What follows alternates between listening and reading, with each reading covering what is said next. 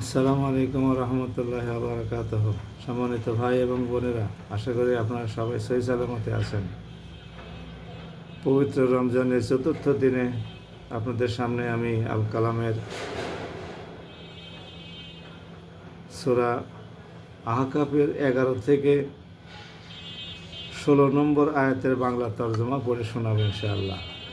আসুন দেখি মহান আল্লাহ আমাদের উদ্দেশ্যে কী বলছেন। বিসমিল্লাহ, আউযু বিল্লাহি মিনাশ শাইতানির রাজিম। বিসমিল্লাহির রহমানির রহিম।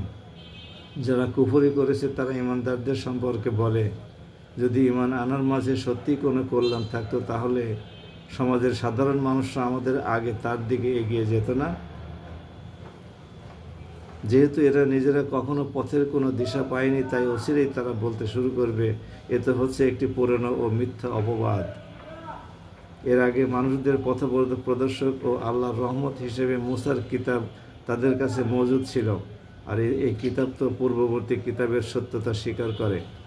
এটা এসেছে আরবি ভাষায়, যেন তার সীমা লঙ্ঘনকারীদের সাবধান করা এবং ন্যায়বানদের জন্য সুসংবাদ হতে পারে।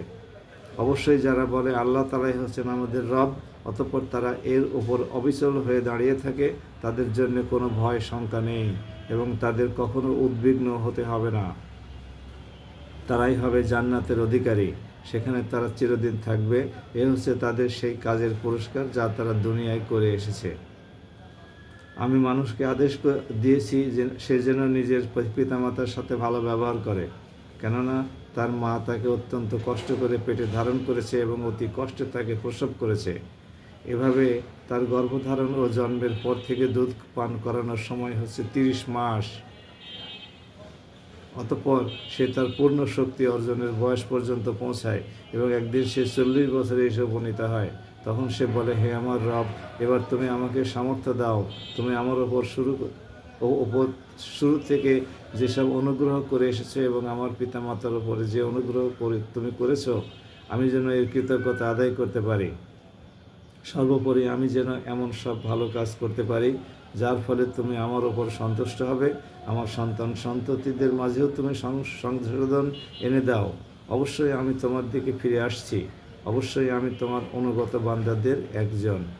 মূলত এরাই হচ্ছে সেসব মানুষ যারা দুনিয়ায় যেসব ভালো কাজ করে তাদের কাছ থেকে তা আমি যথাযথভাবে গ্রহণ করি, আর তাদের মন্দ কাজগুলো আমি উপেক্ষা করি। এরা জান্নাতবাসীদের অন্তর্ভুক্ত।